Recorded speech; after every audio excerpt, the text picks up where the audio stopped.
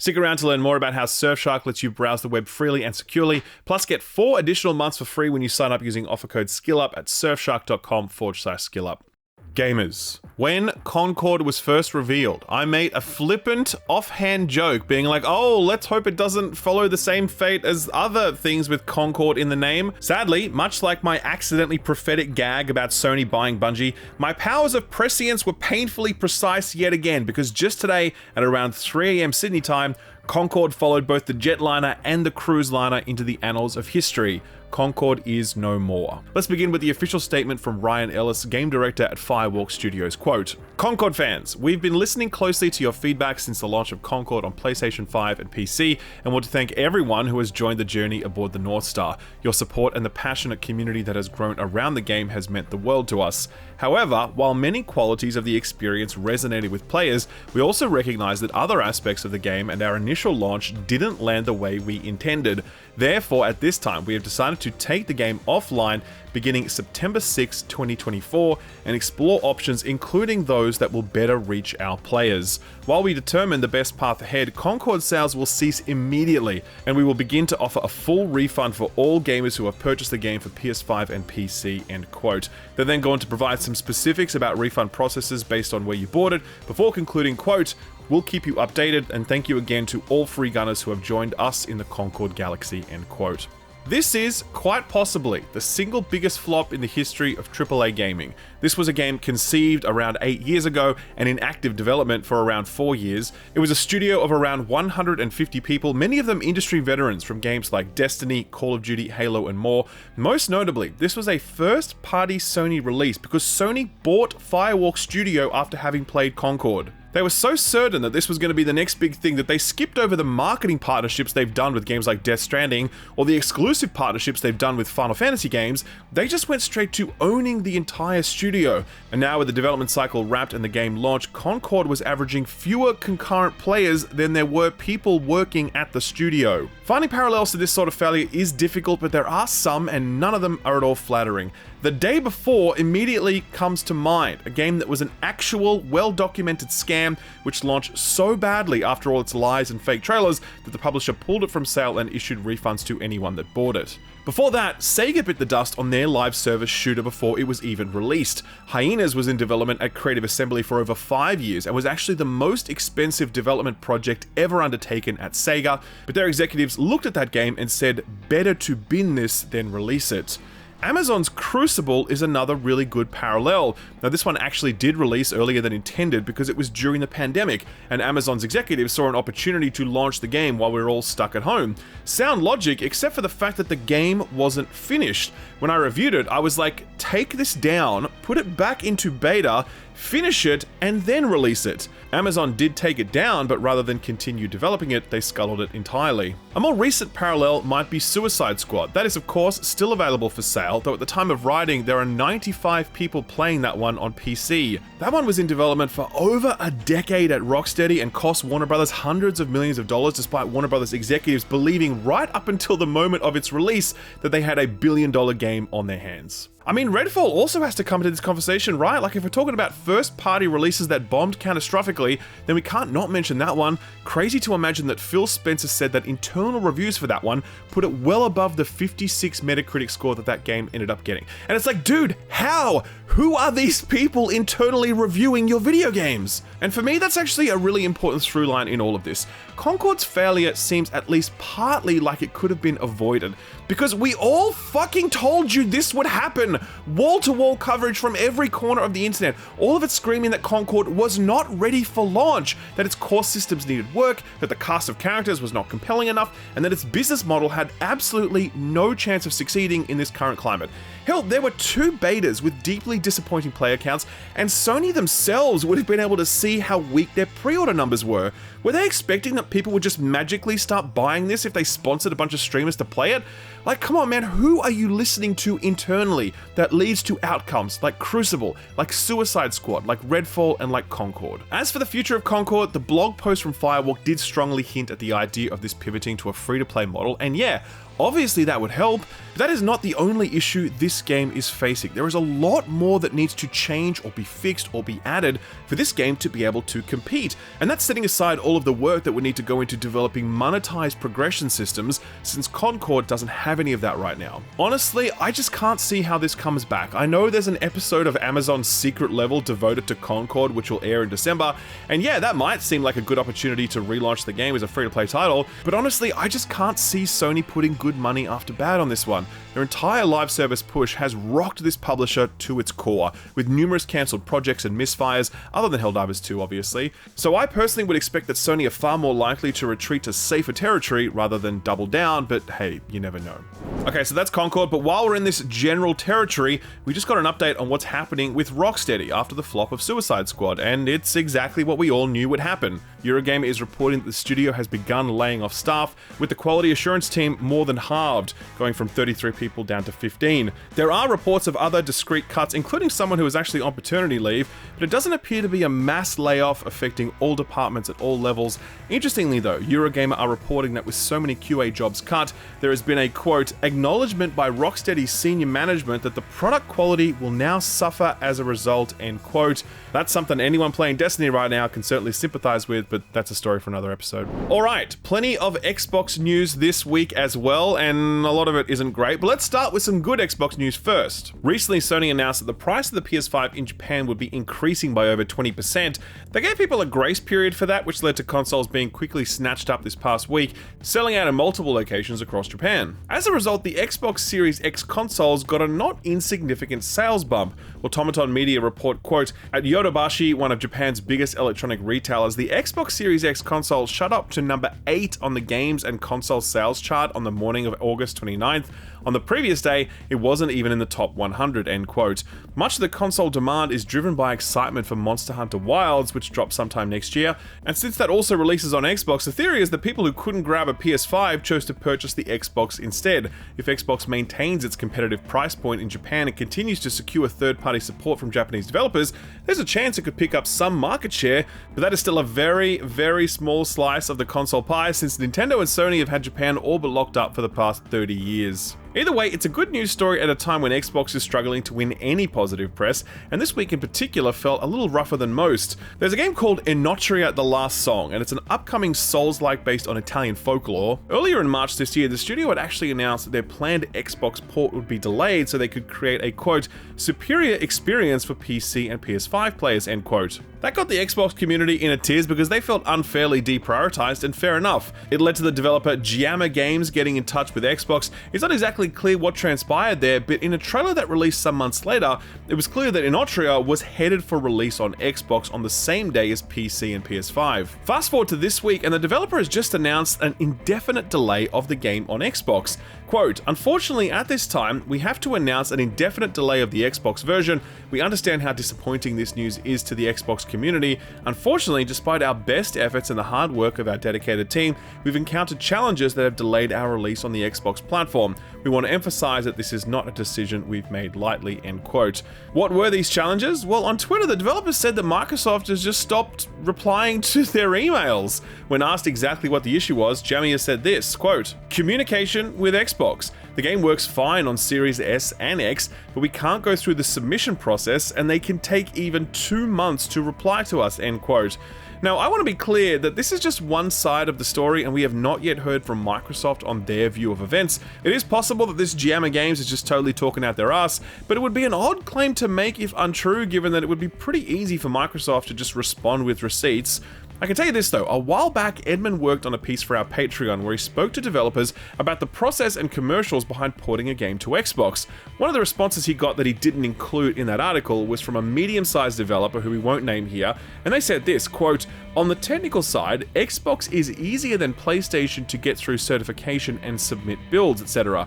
The biggest issue, and it's the same with all of them really, is they never reply to emails. You have to constantly be on them to get a response. Not sure if they're overworked, lazy, bad at their job, etc. I used to think it's because we're small fry, but I've heard the same from others, end quote. So to be clear, this is a person who says that Xbox's certification process is actually easier than Nintendo's and Sony's, but that all platforms are hard to reach when it comes to the certification process. Interesting to note that Giamma have not blamed this delay on the challenges imposed by porting the game to the Xbox Series S. To the contrary, they've actually said that the game runs better than expected on that platform.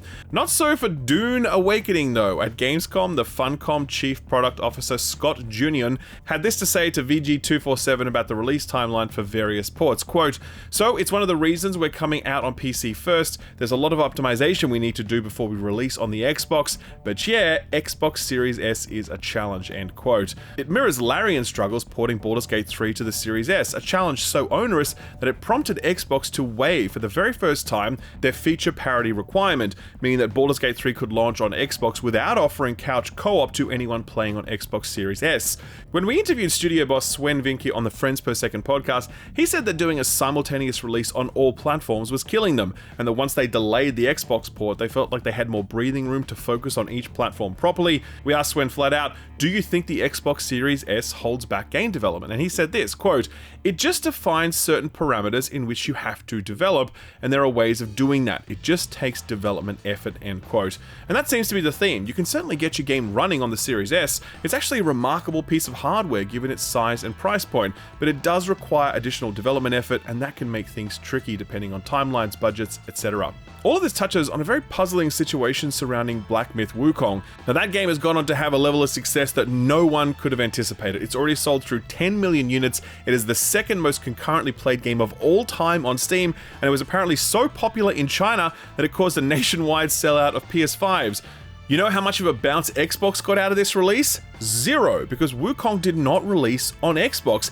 And at this point, we don't exactly know why. According to developer Game Science, they have said they delayed their planned Xbox port so they could optimize it for X and S. But you gotta guess that they really mean they're trying to squeeze this visually ambitious game into the Series S. That was a claim that was subtly contested by Xbox, who put out their own statement saying that they, quote, "can't comment on deals made by our partners with other platform holders," end quote, which implies that Game Science has some sort of exclusive deal stopping it from coming to Xbox. That was a claim backed up by Jez Corden of Windows Central and Paul Tassi of Forbes, who said they had sources confirming an exclusive deal does exist, but their reporting has been contested by Jeff Grubb, who says that no exclusivity deal exists, and his sources are very certain about that. What's weird is that Game Science could just come out and clarify this, but they haven't. We also personally approached them directly for comment through their PR agency, but we did not get a response. It's really weird, man. Like, if Xbox are going to come out and subtly accuse you of having some sort of secret deal, you should probably respond to that claim. Either way, missing out on Wukong has been a huge loss for Xbox. This is the kind of game that sells consoles, as we saw in China. And whatever the reason for Xbox missing out is, the situation certainly doesn't help put wind in their sails at a time when their console business really needs that. Separate to all of this, Phil Spencer sat down for a Storytime interview at PAX West, and he was very candid in that chat. At one point, discussion turned to Xbox not signing Destiny as an exclusive when they had the chance to do that. He wistfully lamented, quote, "I've passed on some of the worst game choice decisions," end quote. He told the story about how he passed on signing Guitar Hero as an exclusive, saying jokingly, quote, "I hear that turned out to be a pretty good game," end quote. The interview has been picked up widely and has led to plenty of criticisms of Spencer, like he's admitting that he's bad at his job or whatever, but that's really not it. There's lots of things to criticize Phil Spencer for, choosing to release Redfall, for example, or shuttering Tango Gameworks as another example. But this moment was just a guy reflecting on the fact that it's impossible to accurately predict 100% of the time what's going to be a hit or a miss in this business. So while I think we should keep up the pressure when it comes to things like fumbling IPs or needlessly laying off staff, I think we can lay off this particular interview. A quick lightning round to finish off. Legendary Capcom creative Hideaki Itsuno is leaving Capcom after 30 years with the company. This man directed Power Stone 1 and 2, Auto Modelista, Devil May Cry 3, 4, and 5, plus Dragon's Dogma 1 and 2. There are very few people in the history of video games with a CV like that, and Itsuno says he'll now embark on a new adventure, making games somewhere else. He hasn't said where yet, so stay tuned. Remedy has found a publisher for Control 2, and it's Annapurna Interactive. It's a strong partnership given Annapurna's footprint in the TV and movie business, and the deal is predicated on Annapurna being able to license both Control and Alan Wake for various transmedia projects. Genuinely sounds like a win-win to me. Very happy that Remedy have the certainty and funding that they need to continue building their weird-ass games. And finally, super disappointing news about Visions of Mana, which came out just this week. The studio that made it, they've already been shut down. Bloomberg reports that NetEase and Tencent are pulling back on their Japanese footprint after having little to show for it despite significant investment. NetEase owns Uka Studio, who just put out Visions of Mana, a game published by Square Enix. Visions of Mana is actually a very solid game, as we'll discuss later in the show, so this does seem particularly cruel. I can't imagine what it would be like to be fired in the same week that players are playing and loving the game you worked on for years prior, but that sadly is the state of the video games industry in 2024. So what got announced or delayed this week? Well, Nintendo actually hosted two back-to-back webinars this week, the first being a partner showcase and the second was an Indie World showcase. Let me cut to the chase and answer the question I know you're already asking. No, there was no Silk Song. Don't be ridiculous. Silk Song does not exist. It is just another Australian hoax like Drop Bears and Raygun. The showcase did have plenty of video games that do exist though, like the Balatro Friends of Jimbo update, which is a free DLC that adds cosmetic cards inspired by The Witcher 3, Vampire Survivors, Dave the Diver, and Among Us. Love that. Never got a release date, which I'm very happy about since this is the next game from the team that made Gris, and it's basically Gris 2. It truly is, and I'm ecstatic about it. It arrives on the 15th of October. Indie Game of the Year Sea of Stars is getting a major DLC update titled Throes of the Watchmaker sometime in Q2 2025. Nice to see the team still working on that one. Power Wash Simulator gained headlines this week when they claimed they wouldn't have equipment powerful enough to clean Asmongold's house, but apparently they can handle Shrek's humble abode since there is a Shrek-themed DLC arriving sometime in September. Pizza Tower absolutely took over Steam when it launched last year, and as of right now that is available on the Switch. Tetris Forever is the latest in the Gold Master series that exhumes old games and provides plenty of museum-like archival material to accompany them. They most recently did the very well-received Jeff Minter collection, and this Tetris drop features several classic and rare Tetris games, some of which were never actually released outside of Japan. This is arriving sometime toward the back end of this year. Speaking of retro bundles, Capcom Fighting Collection 2 is the second volume in a series that brings back popular and lesser-known Capcom fighters. This one has Capcom vs SNK Mark of the Millennium 2001, which is apparently a very big deal, and the fighting game community are going nuts over this, but it also has Power Stone 1 and 2, Street Fighter Alpha 3, Capcom Fighting Evolution, and a few more. No date for this one yet, but it's arriving sometime in 2025. That previously announced Suikoden 1 and 2 remaster now has a release date locked in for March 6 next year, and the Dragon Quest 3 HD 2D remake will arrive on November 14th.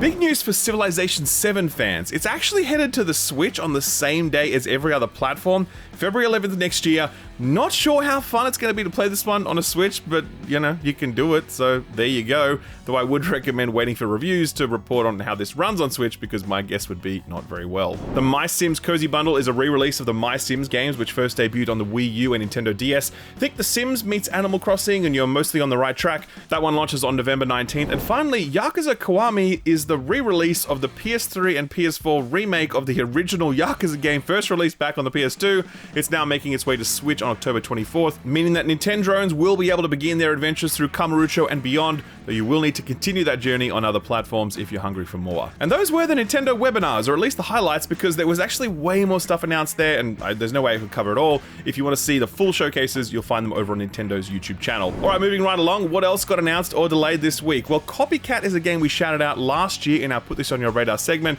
It's a bit of a tearjerker since it's about a cat who gets replaced, so if you're in the mood to feel really sad, then this one now has a release date September 19th, exclusive to PC. Circling back to Yakuza for a moment, RGG have just announced that RGG Summit 2024 is happening on September 20th, and it's there that we'll no doubt find out what the next Like a Dragon game will be, with it likely being shown in more detail and perhaps even playable at Tokyo Game Show. That live stream is happening on the 20th at 7 PM Japan time, so RGG fans, mark your calendars. Croc is back, and I couldn't be happier because I love me some Croc back in the day. A Croc remaster has been announced from developer Argonaut Games, who actually made the original, and now they've kind of reformed as a boutique publisher for this project.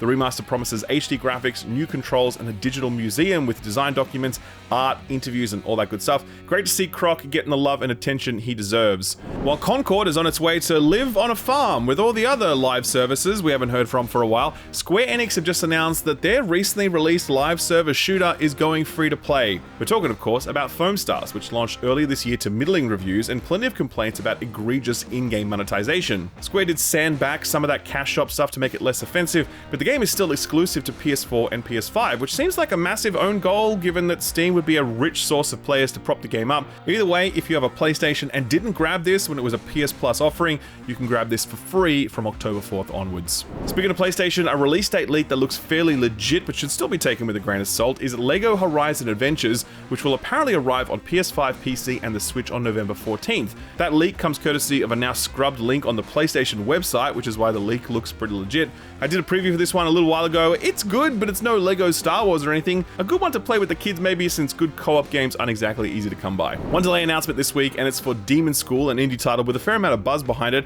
It's doing the whole Persona Shin Megami Tensei thing, but with Italian horror vibes. The team says they need more time to flesh out the world, and as such, the game will now arrive Q1 next year. Fair enough.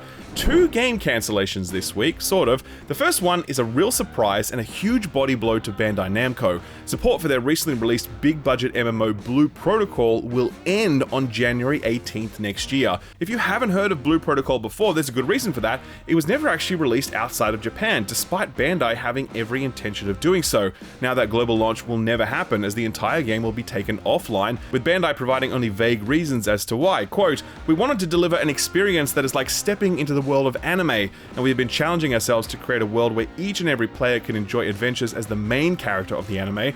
We have worked hard to prepare for the release, however, we have come to the conclusion that it will not be possible to provide a service that satisfies all of you," end quote. The reality is that, unfortunately, this game just totally bombed in Japan, unable to capture a player base and plagued with issues that gave the community no hope that things would improve. The significant investment that Bandai made into it blew a massive hole in their earnings, leading their online division to become insolvent. A true disaster for Bandai. The next FromSoft game cannot come soon enough. The other cancellation was of the more secret variety. Liam Robertson of Did You Know Gaming recently reported on the cancelled Crash Bandicoot 5 game that was in pre-production planning over at Toys for Bob before Activision canned it due to low sales for Crash Bandicoot 4. Apparently, the 5th entry in the series would have been a crossover of sorts, with Crash Bandicoot teaming up with Spyro the Dragon for an all-new adventure. Can you imagine how peak that would have been? I am so mad at Bobby Kotick for a lot of reasons, but shutting down such a promising premise is yet another reason to strongly dislike this man. If you want to catch the full story on the Crash 5 that might have been, I'll leave a link to the Did You Know Gaming video below the like button. So what came out last week? Well, that Akimbot arrived for all platforms bar Switch. It's that AA game that looks a lot like Ratchet & Clank from the PS2 era. Not many reviews out for this one yet, but the ones that are out are generally positive. Game Reactor, for example, scored it an 8 and said, quote, "I've enjoyed reliving the nostalgia of beloved games like Ratchet & Clank, Jak and Daxter, and Crash Bandicoot, but with a contemporary touch," end quote. Very much what we hoped for and expected. Emio the Smiling Man was a real out-of-left field drop from Nintendo, and it seems to have made a good impression. It's sitting at a strong 79 on OpenCritic, with most reviews hovering at that 7 or 8 out of 10 mark, like Press Start, who scored it an 8 and said, quote, "It's a testament to the team's strong writing that after so long, they can craft a story rich with drama and intrigue that sits firmly beside or even slightly above the other games. And perhaps that's just enough for now, but I can't wait. I hope we'll eventually see more of the Famicom Detective Club, hopefully less than 3 decades later," end quote. Not for nothing, but Edmond also played a bit of this one and found himself really enjoying it, so it looks like a pretty safe pickup if you're into the whole visual novel thing. Gundam Breaker 4 is definitely more Gundam Breaker, but the fans seem perfectly happy with that, as it now sits at a very positive 80% on Steam. Critics have it at about the same, a strong 78 on OpenCritic. TechRaptor scored this one as 7 and said, quote, "The story isn't the greatest and the hack and slash gameplay does get repetitive after a while, despite the ability to mix up skills. That said, if you're just looking for a model kit simulator, there's plenty of fun to be had until the next Gundam game comes around," end quote. Squirrel with a Gun. True story about this one. It peaked at over 2,100 concurrent players on Steam, making it 3 times more popular than Concord. It's like the hydrogen bomb versus coughing baby meme, except the coughing baby wins. 3 times. This is basically just a memey sandbox game like Goat Simulator, but with a well-armed squirrel. Apparently, it's a decent enough time if you set your expectations at the right level. It's sitting at 81% very positive on Steam, and while there isn't an OpenCritic or Metacritic page, IGN actually reviewed this one, scoring it a 6.5 and saying, quote, "I still adore this violent rodent and have high hopes for a sequel that's bigger, more fleshed out, and less prone to crashing, but this first shot leaves a fair bit to be desired," end quote. Visions of Mana from the now defunct Uka Studios feels rather bittersweet in that this is clearly a worthwhile and well-made game from from a studio that was shuttered the day they shipped their product. Currently, it's sitting at a very positive 85% on Steam and a strong 77 on OpenCritic, and reviews tell the story of a classically inspired JRPG that's not without its problems, but it's got it where it counts. IGN were particularly complimentary, scoring it an 8 and saying, quote, "There are definitely some pacing issues and some questionable design choices later on, and the occasional frame rate drop and awkward lip syncing can distract, but the flashy and exciting combat, deeply rewarding class system, and a cast of likable characters make Visions of Mana a winning comeback for the classic series all the same, and a great game even if you haven't spent decades waiting for it," end quote. Star Wars Outlaws arrived this week, but we actually covered the reviews for that one last week in the show. TLDR, a pretty lumpy reception with plenty of spread in the scores, resulting in a strong 77 on OpenCritic. Since then, I've actually uploaded my own review on the channel, link below the like button. A pretty rough comment section, let me tell you. A lot of people very down on Outlaws, and yeah, fair enough, I get it. As I said in my review, the game is littered with problems, particularly its core gameplay loop and the way the narrative unfolds. But for me, there was just enough for all of it to come together, especially in the final stretch of the game where everything is really firing on all cylinders. It is a 7 out of 10 Ubisoft game, but it's actually a lot more interesting than that throwaway label might indicate. So if you're at all curious about this one, check out a few reviews and maybe wait for it to go on sale during Black Friday or whatever, since Ubisoft are never shy about aggressively discounting their games shortly after release. And finally, Bakaru was that one that Edmond put on your radar last week. It's a spiritual successor to a classic NES game that proudly brought some of the craziness of Japan to the West well before Takeshi's Castle did so. This one has landed really well, actually, a strong 81 on OpenCritic. CG Magazine couldn't get enough of it, scoring it a 9 and saying, quote, "Bakaru may be one of the best games you played this year. It's simple yet nuanced combat, impeccable controls, wide variety of gameplay, and lighthearted story make it something gamers of all ages and skills can enjoy. Bakaru never slows down and it never stops being fun," end quote. That one's available right now, exclusive to PC and Switch. So what's coming out this week? Absolutely huge week this week. A lot that I personally am very pumped about. I wish I had time for this one. Age of Mythology Retold, a remaster of the classic RTS that I sunk way too many hours into back in the day. God, I can't believe this released 22 years ago. I don't even want to think about that. Anyway, the reviews for this one have already dropped and it's sitting at a more than respectable 83 on OpenCritic. PC Gamer had a nice write-up, scoring at a 75 and saying, quote, "Retold is brave enough to play with the balance and the stat values of its source material, and that makes for some naughty, tactically fascinating skirmishes. Watching Hittites flanked by Minotaurs lay siege to the walls of Troy has been a genre highlight for me. It could have been braver about the stylistic bits, the way the gods and heroes are characterized visually and in motion, but given real-time strategy's tenuous spot in the current PC gaming pantheon, Retold is an important, if qualified, win," end quote. This one is available exclusive to PC and Xbox. It's also day one on Game Pass. Fitness Boxing featuring Hatsune Miku is an actual video game that exists. I know, I can't believe it either. Get fit while punching shit to the tune of the world's leading imaginary friend. It's exclusive to Switch. I'm sure we'll get the VR release at some point in the future. Ace Attorney Investigations Collection brings together 2 Ace Attorney spin-offs, one of which was never actually released outside of Japan. You play as Miles Edgeworth, a Sherlock Holmes-ass name if ever there was one, and it's a top-down adventure where you examine crime scenes before prosecuting your case in court. They're meant to be great games both, and they arrive for all platforms on the 6th. The most adorable release of the week award has got to go to Astrobot, which drops exclusively for the PS5 on the 6th. You guys all know Astrobot, or at least you would if you have a PS5, since Astro's Playroom got bundled with every PS5 for free, and it was so good that everyone demanded a proper, full-scale release 4 years later, and it's finally here, the biggest Astrobot adventure yet. Reviews for this one actually go up tomorrow night. I should have my review up then or very soon after that. I'm not allowed to say what I think about it now, but I can tell you that I'm very excited to tell you what I think about it, and I'm sure you can guess which way this review is going to go. That'll be live on the channel sometime later this week, so if you want to know the minute it goes up, be sure to subscribe and ding that notification bell. NBA 2K5 arrives for all platforms on the 6th. It's a basketball game. That is literally all I know about it, and I'm not inclined to learn more, especially not when Warhammer 40k Space Marine 2 arrives 3 days later on all platforms bar Switch. Easily one of the most ambitious 40k games ever made. I spent over 10 hours playing it across 2 different preview builds in the past, and I've loved every single second of it. You can go back and see those 2 preview vids on the channel if you'd like to learn more about it, but it's not just a campaign experience to look forward to, it's also a co-op shooter thing like Left 4 Dead or Back 4 Blood, with unique classes and skill trees and weapon unlocks and cosmetic customization and tons more. This is a game that wants to be played and replayed for dozens of hours, and it's if the final experience is as good as what I played in those previews, I expect I'll be doing just that. Incidentally, reviews for this one go up about 2 hours after this video goes live. Honest truth is that I am just one guy, and having come back from Gamescom and then reviewing Star Wars Outlaws and now reviewing Astrobot, there simply wasn't time to also do Space Marine 2 for the embargo, so that is next cab off the rank for me. Do look forward to my review going live sometime next week. I'm Your Beast is one we shouted out a few weeks back in our Put This On Your Radar segment. It's from the same team who put out El Paso Elsewhere last year and Clickleding earlier this year. It's kind of like a first-person Hotline Miami-ish. It looks simple but fun. It's exclusive to PC on the 10th.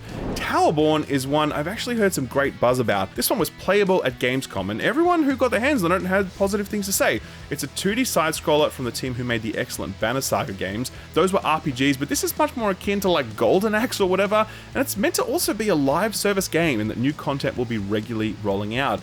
I don't know, I just really like the art style, I really trust this team, and I certainly trust all the people I've spoken to about it who had very positive takes. It's actually being published by Xbox and it launches into early access on the 10th, exclusive to PC for the moment. And finally, Satisfactory is one of the highest rated games across all of Steam, 97% overwhelmingly positive with nearly 150,000 reviews counted. And the game isn't even finished yet. That all changes this week though when Satisfactory launches into 1.0 on the 10th, exclusive to PC. This thing has been in early access for 5 years now, with dozens of updates that have fashioned it into one of the most beloved automation games on the market, a genre with some fairly stiff competition with stuff like Factorio and Shapes. Satisfactory has always stood out though thanks to its first-person perspective, as well as its smattering of exploration and combat to spice things up. It's as popular as it is for a reason, so if you're one of those people that steers clear of early access releases until they're fully baked, then this one is now ready to take out of the oven. Enjoy. Hey, put this on your radar.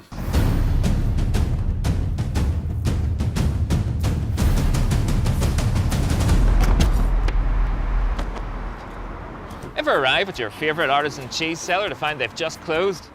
At Really Good Entertainment, we know a thing or two about running late. Just ask our publisher. Gah! But tardy timekeeping need not be a problem anymore with these top traversal tips from our new game, Parcel Corp. What do you get when you combine the visuals and extreme sports parkour of Jet Set Radio with the two-wheeled hijinks of Matt Hoffman's Pro BMX and the pizza delivery side quest of Spider-Man on the original Xbox? You get Parcel Corp, that's what. From beautiful sunny Northern Ireland comes a game that dares to imagine, what if the world had colour in it? Sorry to my Northern Irish friends, that was a low blow. Point is, Parcel Corp looks rad. It's got that old school charm, plenty of genre touch points, each of which warm the cockles of my heart, and it seems to have about it a solid sense of humor which can never go astray. While we wait for Sega to make their quadruple A live service Crazy Taxi sequel, we'll happily settle for Parcel Corp. It's out today, exclusive to PC, and if you want to grab it, I've left a link to it over on my Steam Curator page, which also has links to all of the other Put This On Your Radar stuff I've recently covered. I'll leave a link to all of that below the like button. Sort of free stuff time now, and it's the start of the month, so it's on like Donkey Kong. Well, not literally, of course, though it would be nice if Nintendo were giving away Donkey Kong 64 and Tropical Freeze for free. Kicking these off as always is Epic, who right now are giving away Wildcard Football, a deck builder spin on NFL that's meant to be a pretty good time. One last minute edition that got past us last week was the Fallout Classic Collection, comprising Fallout 1, 2, and Tactics. That's all available right now, but grab them quick because later this week they'll be replaced by the UK's #1 reason for marriage breakdown, Football Manager 2024, as well as Sniper Ghost Warrior Contracts. I've never played any of these sniper games, but they keep making them, so there's got to be something to them. The PS Plus Essential lineup for the month isn't much to write home about. If you're a Harry Potter fan, then Quidditch Champions is a day one new release. Reviews aren't live for this one yet, so no word on if it's good or not. MLB The Show is definitely good though, and that's on there, as is the excellent Little Nightmares 2. Very well timed since Little Nightmares 3 will be dropping sometime next year. Prime Gaming is doing its Middle-earth best to pump prime the Rings of Power Season 2, which just launched on Amazon Prime. I hear it's better than the first season, but goddamn is that a low bar to clear. Right now, Amazon Prime subscribers can get Lego Lord of the Rings, Middle-earth Shadow of Mordor, and Middle-earth Shadow of War, with the last one only being playable via Amazon Luna, their cloud streaming service. That's certainly not all though. Amazon's also giving away Borderlands 2, Loop Hero, Industria, Deus Ex Mankind Divided, and tons more. Honestly, if you haven't logged in to check, you're missing out on like, I don't know, over $100 worth of free stuff. So yeah, it's definitely worth logging in to take a look. For our feel-good story for the week, I'm in a celebrating mood, and the reason for that is simple. After an agonizing 2-week wait, the Borderlands film has finally arrived on digital streaming platforms. That's right. No 6-month cinema run for this bad boy. It's the direct to VHS of the modern age. And I, for one, am unironically excited that I'll finally be able to see this film from the comfort of my own home, where no one can shush me for my noisy and excessive eye rolling. I was not the only person happy to hear this news, mind you. A YouTuber by the name of I'm Sad Alex wrote a song about it. And when I say it, I mean she wrote a song using all of the negative reviews on IMDb and Rotten Tomatoes. Take a listen. If Zoolander 2 and Dragon Ball Evolution had a baby, and that baby had a baby with the son of the mask, Borderlands would still be worse than that. Go take a nap, go pet your cat, go stare at a wall, go on a shopping spree, or take a dancing class. Go walk your pet fish, but don't watch this hell, when you could be doing anything else. Isn't that nice? It's like they say, when life gives you lemons, make a song about all the bad reviews of the lemons or something. I don't know. Anyway, point is, Alex said we could be doing anything else with our time, and she's not wrong. Me, for example, I'm off to play me some Space Marine 2. Been looking forward to that one for years now, and I'm super pumped that today's the day I'll finally be playing it.